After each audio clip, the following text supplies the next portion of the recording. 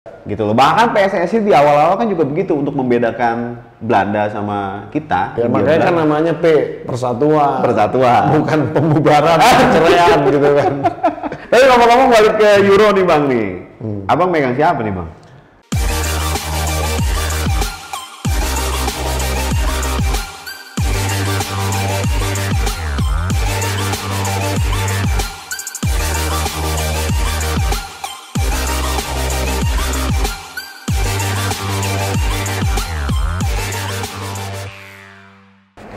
Oke, selamat sore teman-teman Sobat Kedai Pena. Bertemu lagi dengan saya Ari Purwanto dalam program podcast Kedai Pena PHD Corner. Masih bersama dengan sahabat kita, teman kita Bang Pumpi Hidayatullah. Gimana Bang, kabarnya Bang? Baik, alhamdulillah. Saya copot masker juga. Ya, masker. Tadi udah dicolong gitu. Udah udah negatif ya. Udah negatif Bang, aman Bang. Alhamdulillah kalau gitu. Kalau nggak kita nggak jadi. Nggak jadi. Buat teman-teman, kita sudah ngelakuin protokol kesehatan. Tadi sudah rapid antigen. Bang Pum juga sudah ya Bang ya? Udah, kalau gitu saya udah reguler. Udah reguler. Kru di sini udah, Apit, Ricky sama Lutfi udah semua. Makanya kita berani untuk kemudian melakukan episode kedua dari podcast PH di Corner ini. Nah, untuk periode kedua ini, episode kedua ini kita mengambil tema yang cukup menarik Bang. Lagi happening nih, Euro 2021. Ya kan, gimana kemudian perspektifnya dengan kondisi kekinian. Jadi kita selama kita kenal, kita udah nonton bola berapa kali ya? Final-finalnya ya. Pasti pas final 5 hari ini. Tapi kalah mulu saya nobar. Ya. Piala Champion 2000 berapa ya? 2011 ya Bang? 2011 lah kita mulai. Munchen versus Dortmund. Dortmund ya betul. All Germany final. Betul, ya kan? Abang menang tuh itu tuh. Yang mobil saya tiba macet Bang. Ayo ya karena analisa dan kebenaran. Dan sebenarnya kebenaran. Waktu itu menariknya pas yang biasa bawa mobil datang langsung kebuka Bang. Iya. Lucu itu ya, aduh. Terus Euro 2012 kalau nggak salah Bang ya, Italia versus Spanyol ya. Iya. Kalah lagi saya 4-1 waktu itu. Piala Dunia juga kita nonton kan. Piala Dunia nonton juga ya? Iya. Wah udah di situ terus, tempatnya di situ-situ juga, nggak usah sebut lah ya. Nah, kalau misalkan ini nyari-nyari kita orang, jangan. Iya. Nah, untuk Euro 2021 ini kan menarik nih Bang nih. Ya. Karena pertama kan di tengah harusnya kan 2020 kan. Harusnya 2020 dimajuin jadi dimundurin jadi 2021. Iya, betul. Nah, menariknya kan di tengah pandemi gitu loh. Nah, pandemi tadinya 2020 jadi 2021 dan menariknya dilakukan di 10 negara berbeda. Iya. Ya kan? Nah, ini gimana menurut Abang? Sudah aman belum sih ini kita ngelakuin hal-hal gitu? Dan di Indonesia gimana bisa nggak gitu? Kalau di luar negeri saya yakin sekali ya, apalagi di daerah Eropa itu prokes itu udah menjadi basis kesadaran yang cukup bisa diandalkan lah. Kenapa? Karena mereka ngantri aja tertib, nyetir aja nggak rebutan gitu ya. Jadi ya pengalaman saya di Eropa itu ngelihat kebiasaan-kebiasaan tertib seperti itu pasti di prokes pun dia akan tertib. Jadi nggak perlu takut gitu. Nah, kenapa disebar? Nah, biasanya disebar itu karena supaya tidak terkonsentrasi. Iya, betul. Karena kan ini kan yang namanya pendukung ini kalau ngumpul di satu kota atau di 2 kota aja ya udah sengsara banget itu ngeri banget gitu. Jadi untuk menghindari kerumunan dipecah, disebar aja. Iya. Dan menarik sekali ya. Sekarang saya lihat ada beberapa TV gitu ya menyiarkan ya. Kalau TV-TV yang lama gitu ya, seperti katakanlah BBC atau apa gitu ya, yang metode-metode lama tetap aja gitu dari kanan kiri. Tapi coba yang swasta-swastanya deh sekarang. Itu pakai kayak dari drone dari atas. Ya, waduh, bener. saya bilang cakep juga ini ya.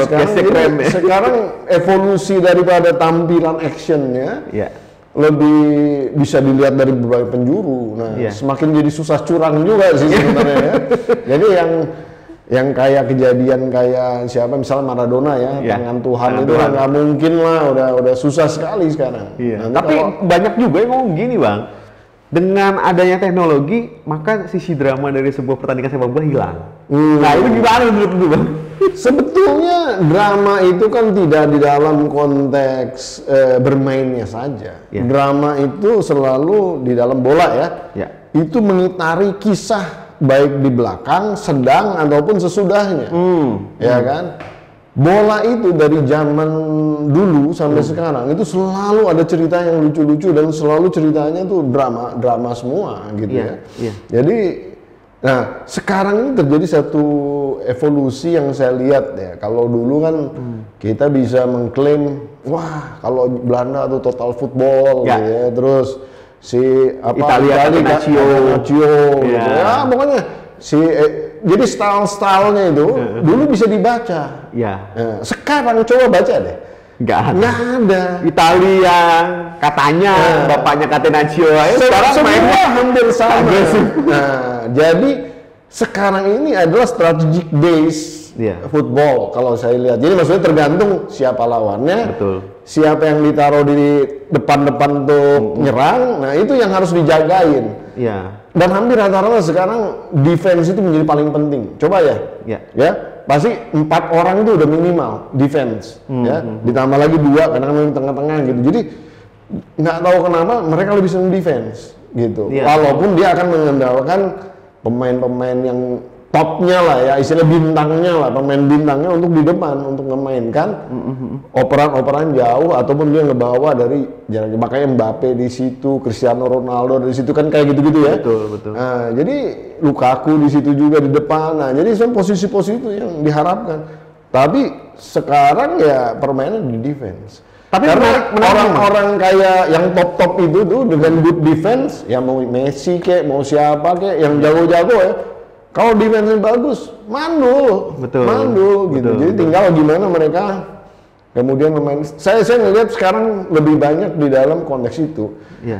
Jadi yang menentukan kemenangan itu pada akhirnya adalah pertama mental. Jadi ini hampir mirip dengan jenis-jenis olahraga ya, olahraga yang katakanlah seperti balapan. Ya. Saya memang pencinta Formula 1, Ya, jadi mirip gitu. Jadi nunggu mentalnya ini kacau. Jadi nunggu membuat lawan itu berbuat kesalahan, Ya. gitu loh. Jadi nunggu si lawan itu pertahanannya rusak, gitu Ya, loh, atau mentalnya down dan lain-lain. Coba deh. Kalau terjadi gol sekali, 2 kali, pasti golnya jadi bakal banyak. Betul. Kenapa coba? Sekarang yang berbeda gitu ya. Jadi kayak Iya. kayak ada semacam saya perhatiin begitu gitu Iya, jadinya. Jadi kalau dilihat dari ya yang tadilah dari malam lah ya. Iya. Nah, itu kan sebenarnya by luck gitu ya, by chance. Jadi sebenarnya orang-orang jago tapi defense-nya bagus. Cuman karena by luck aja bunuh diri masuk gitu Iya, ya. Padahal ini Prancis Jerman loh. Tapi Jerman juga nggak luar biasa Nggak dulu. sehegemoni sebelumnya, betul. Ya, nggak luar biasa dulu. Jadi sekarang ini permainan udah semakin bagus lah di lini-lini yang lain. Penguasaan bola itu menjadi isu yang paling penting. Kayaknya ini nggak tahu tuh sejak Spanyol memenangkan Eropa dan kemudian Piala Dunia juga. Ya itu jadi teknik penguasaan bola itu menjadi isu yang terus-terusan. Jadi orang harus nguasain bola. Betul. Jadi probability untuk dia ngegolinnya akan lebih tinggi gitu. Kira-kira seperti itu. Jadi main di matematiknya juga ada di situ. Iya, kalau luar itu kalau kita ngomongin bola matematik, Bang. Statistik ya. lah, ya. Misalkan penguasaan bola di kanan berapa persen, maka itu Betul. eksploitasi, Iya, gitu kan? iya. Ya kan, terus habis itu kemudian berapa kali dia corner lewat bola mati, penciptaan gol lewat bola mati. Betul. Indonesia kurangnya di situ kali, Bang. Kita nunggu bola datang, bukan ngejar bola. Kan bola terus dikejar gitu. Artinya kalaupun nggak dikejar dioper kepada orang yang tepat. Iya. Jadi kadang-kadang loncat sana, datangnya jatuh ke temennya, bukan temennya lawannya jatuhnya. Gimana? Tapi pameo-nya begini, Bang, kalau bola Indonesia. Indonesia tuh nggak jago soal kerjasama. Soal bagi-bagian tuh nggak jago. Oh iya, mungkin senengnya ngambil semua. Iya. Tapi ngomong-ngomong balik ke Euro nih, Bang nih. Abang megang siapa nih, Bang? Sekarang agak susah ya, Iya. saya agak susah langsung menjudge terlalu dini lah, terlalu dini. Ya. Tapi kalau dari yang menarik kemarin Portugal Itali lah, Iya. waduh, panen Portugal gol tuh dua-duanya. 3-0 dua-duanya ya. Iya, 5-3 kan? Kalau yang Italia 3-0 kan? 3-0 yang 5-3 ya kemarin ya. 5-3 Spanyol. Portugal ya, Pit ya? Portugal, iya. Portugal ya?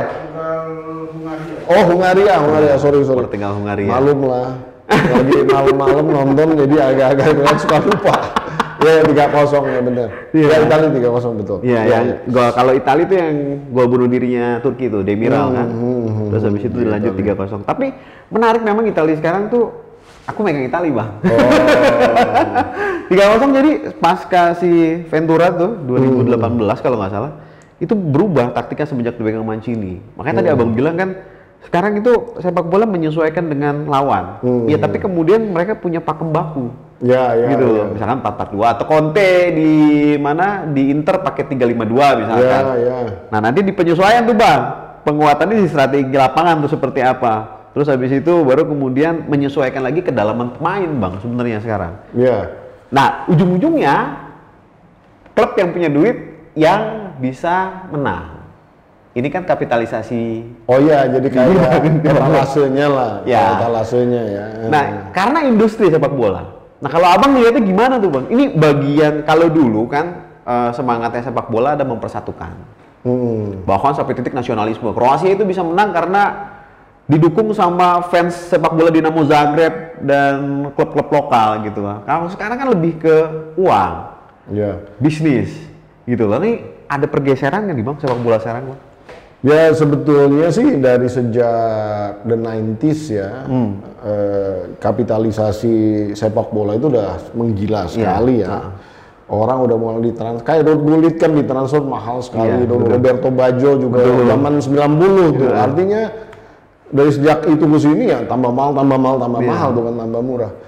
Nah kalau saya lihat sebenarnya impact daripada yang narik duitnya itu nanti korporasi ataupun katakanlah konglomeratnya gitu, ya pemainnya juga harus dapat lah gitu.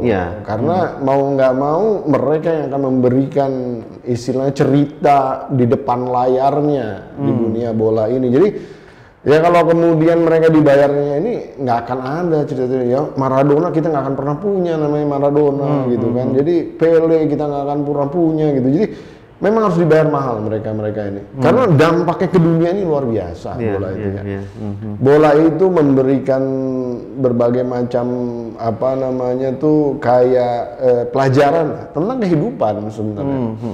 Kehidupan di mana kita sebenarnya pada dasarnya selalu bersaing satu dengan yang lain gitu ya di dalam arena apapun ya.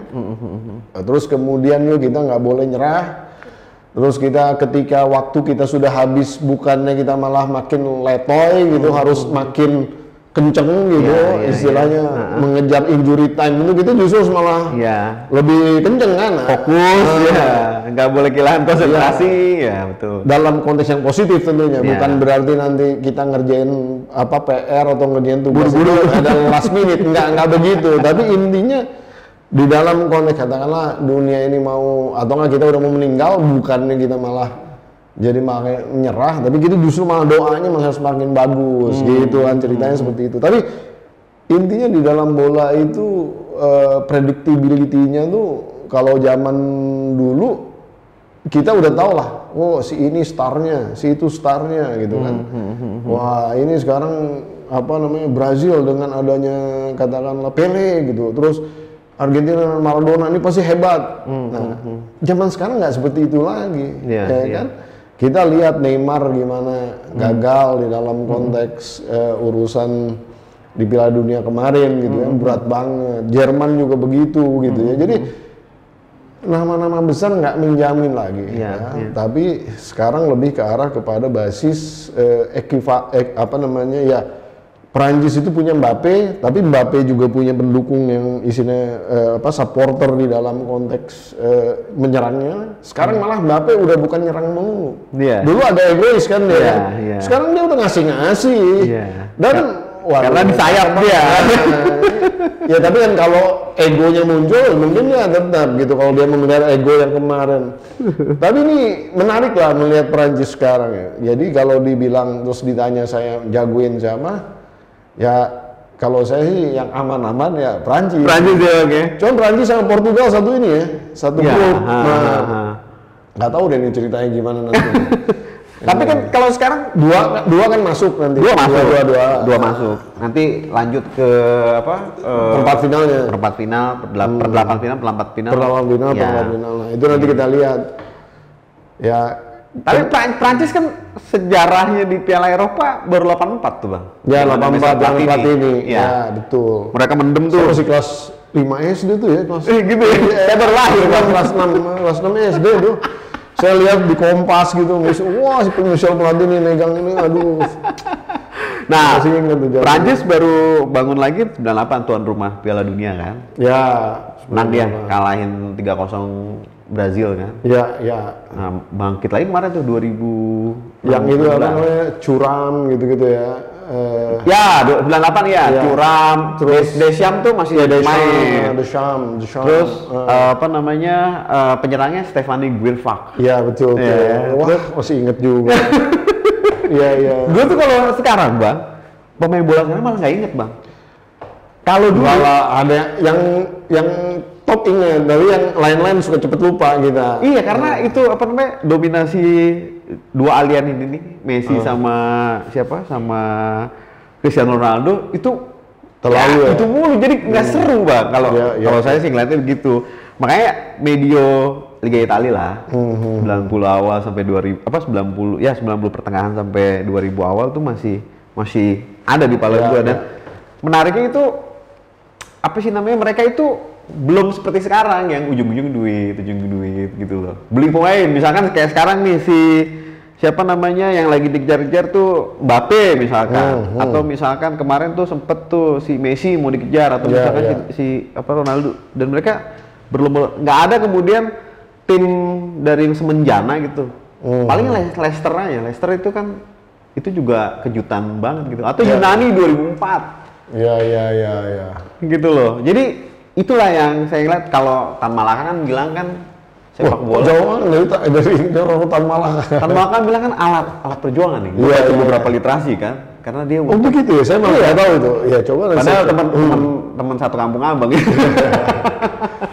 Dia bisa jadi beda generasi tapi. Dia udah jauh senior banget. Nah, dia bisa melihat sepak bola tuh sebagai salah satu alat buat mempersatukan. Ya. Gitu loh. Bahkan PSSI di awal-awal kan juga begitu untuk membedakan Belanda sama kita. Ya, makanya kan namanya Persatuan. Bukan pembubaran, perceraian gitu kan. Nah, itu kan ribut melulu sekarang udah nggak bersatu lagi, gimana itu? Nah, kalau abang lihatnya gimana tuh sepak bola sebagai alat persatuan gitu? Jadi gini, kalau di Indonesia ini, kalau kemudian kita mau masuk ke basis komersialnya langsung gitu, menurut saya nggak akan pernah jalan. Kenapa? Saya ngelihat bola itu harus dari kultur ya. Jadi harus jadi budaya dulu. Coba pernah ke Amerika Latin nggak? Sebutinnya negara-negara top bola Amerika Latin, katakanlah Argentina, Brazil lah, dua itu ya kita sebut. Pernah ke sana? Alhamdulillah saya punya kesempatan main ke sana. Itu memang kultur bolanya udah terbentuk. Jadi nggak ada anak kecil yang main bola. Jadi dari kecil tuh mereka udah main bola. Dan main bolanya bukan yang cuman gol-golan begitu, kayak kan kalau di kita kan kita ada gol taruh sendal di sini, taruh sendal di sana, kita main gol kan gitu. Kalau di sana nggak, bola dimainin di kesini, juggling lah, pokoknya istilahnya dia udah, jadi keahlian ngendaliin bolanya udah pada punya. Itu udah kita lihat di gang sini mereka begitu, di gang sana begitu, jadi kulturnya kebentuk gitu loh. Artinya apa? Ketika kita mau mengkapitalisasi itu menjadi satu yang basis yang komersial, karena bibitnya banyak. Nah, kurang banyak apa sih kita, Bang? Nih sekarang nih ya. Sekarang gini, Egy Maulana Fikri misalkan, atau bukan, maksud saya gini. Kita hitung ada berapa juta orang Indonesia yang suka bola, yang suka main bola, yang gila main bola, berapa? Gitu deh. Pasti persentasenya kecil. Suka main bola belum tentu jago. Suka bola senengnya kayak kita. Komentarin doang. Jago komentator. Ya kan? Nah, akhirnya menurut saya ya bola di Indonesia ini harusnya istilahnya harus ada satu golongan atau generasi baru yang memang membawa kultur itu. Nah, ketika sudah menjadi kultur, artinya kayak segala-galanya ya. Jadi Jepang itu sebelum mereka sehebat sekarang dalam bola ya, untuk Asia itu paling top lah. Jepang ini sebenarnya sama Cina lah sekarang, Korsel lah. Ya.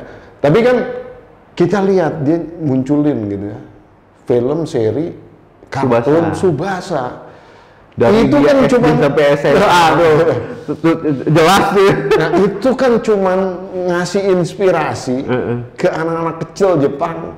Lu tuh bisa main di sampai Piala Dunia. Cuman dicekokin aja itu terus. Walaupun ya tipu-tipu juga, tendangan macan lah, tendangan ini tipu-tipu juga. Tapi kan itu inspirasi, ya kan. Dan menurut saya itu akhirnya sampai sekarang orang jadi terpacu gitu. Dan film-film Jepang tuh untuk yang anak-anak terutama selalu tentang istilahnya tuh bagaimana jadi orang yang tahan banting, tidak menyerah gitu. Hebat-hebat tuh. Ya salah satunya ya Kapten Tsubasa itu yang saya ikutin ya. Betul. Karena nemenin anak waktu itu nonton gitu. Jadi saya kayak gini. Ya benar. Kalau Jepang memang apa ya, dia pintar untuk kemudian melakukan brainstorming lewat filmnya. Kita ada film tendangan si Madun gitu ya, apa? Ya. Ada, tapi kan cuma sekali dua kali aja gitu, nggak kemudian jadi sesuatu yang memacu jadi budaya gitu ya, kurang lah. Iya. Nah, kalau misalkan sepak bola atau olahraga ya secara keseluruhan tuh, salah satu nilainya adalah bagaimana kita bisa bersaing, berkompetisi. Nah, dikurangnya di kita itu memang salah satunya itu ya. Kita tuh nggak punya yang tadi lu bilang kultur untuk berkompetisi. Mungkin itu yang kemudian membuat kita, khususnya sepak bola juga jalan di tempat, Bang. Gimana? Sebetulnya kan kalau ini mohon maaf nih ya, kalau di agama Islam kan jelas fastabiqul khairat. Itu clear gitu. Jadi kita tuh harus berlomba-lomba. Berlomba dalam kebaikan.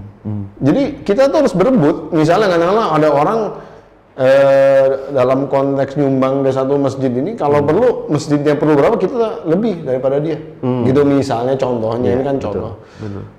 Artinya kita disuruh untuk berlomba. Kenapa? Karena kita udah dikasih tahu bahwa yang namanya waktu kita itu terbatas, ya kan? Demi masa manusia itu sebenarnya merugi, gitu kan? Nah, kecuali orang-orang yang istilah watawasobil hak, watawasobil sober, watawasobil marhamah. Watawasobil hak, watawasobil sober, ya kan? Watawasobil marhamahnya di surat lain. Iya. Jadi artinya orang yang saling mengingatkan dalam kebenaran dan dalam kesabaran gitu. Jadi ya kita jangan sampai nggak ikutan gitu. Berlomba itu secara pada titik tertentu sehat aja. Kompetisi apapun sehat aja. Ujungnya kita di dalam hidup ini kan kita selalu berlomba bersaing ya. Artinya apa? Kita kalau keluar rumah aja atau misalnya kita sharing ruangan aja sama sebagian, kita kan bersaing sama dia sebenarnya. Bersaing rebutan oksigen sebenarnya. Betul kan? Bersaing, udah biasa. Iya, betul. Ya kan? Masa lu keluar dulu, ini oksigen gua, kan nggak mungkin. Ya kan? Kita keluar rumah, naik motor, jalan itu bersaing juga, bagian dari bersaing sebenarnya. Betul. Nah, jadi jangan jadi takut dengan persaingan. Kalah itu sebenarnya biasa-biasa aja. Biasa-biasa aja. Ya kan? Makanya kemarin kita kalah berapa 0? 5-0, 3-0, biasa-biasa. Iya, biasa aja. Cuman bukan maksudnya biasa-biasa itu jadi ya ini jadi biasa. Bukan begitu. Biasa-biasa aja tuh jadi jangan membuat kita jadi down. Jadi pecundang. Justru ini modal kita untuk bangkit balik nyerang. Gitu loh. Gue tuh mikir gini, Bang. Itu kan kemarin kita Tsubasa kan begitu kan di film-filmnya kan sebenarnya kan kayak gitu juga gitu. Jadi kita tuh bisa menerima kekalahan dengan indah gitu, dengan baik, tapi bisa menang dengan baik juga gitu. Kira-kira seperti itu. Karena sebelum Piala Eropa kan kita pra Piala Dunia tuh. Kalah sama Malaysia, kalah sama Vietnam, kalah sama siapa? Uni Emirat Arab. Gitu loh, salah sama Thailand, Vietnam. Sementara di Piala Dunia, Piala Eropa ada yang namanya Makedonia Utara, Macedonia, ada Wales, ada negara-negara antah berantah tuh, Bang. Macedonia kemarin kalah sama siapa ya? Saya lupa. Kalah sama Austria. Austria ya. Austria ya. Nah, mereka bisa. Ya.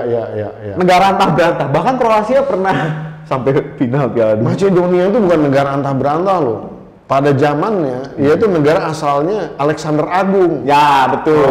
Alexander Tapi di dunia sepak bola kan atas-atas. baru masuk. Iya kan. Nah Indonesia di titik ini ya padahal kita pernah jadi macan Asia katanya. Ya. Tahun 60-an. Ya sebetulnya itu yang saya bilang. Kan kita kalau main bola ini lagi seneng-seneng latihan pemanasan dan lain kita ayo main selalu main udah pengen langsung main gitu, bukan latihannya, bukan skillnya dibagusin dulu, itu kebiasaan kita. Jadi kita masih selalu di dalam tatanan pengen gaya, ya karakter orang Indonesia gitu, pengen gaya, pengen nunjukin sesuatu gitu, pokoknya bisa seru dan lain-lain, wah, nah gitu. Jadi ya pada dasarnya banyak hal jadi yang superficial gitu, bukan suatu achievement yang real, jadi semuanya bungkus ya, dalamnya kosong gitu, kira-kira gitu lah. Oke, kita udah diingetin sama tim redaksi di belakang layar nih. Untuk sesi pertama kita sudahi dulu, nanti kita lanjut ke sesi kedua ya. Sobat Kedai Pena, demikianlah sesi pertama di episode kedua kita kali ini yang bertema tentang Euro. Selanjutnya kita akan masuk ke sesi kedua, jangan kemana-mana.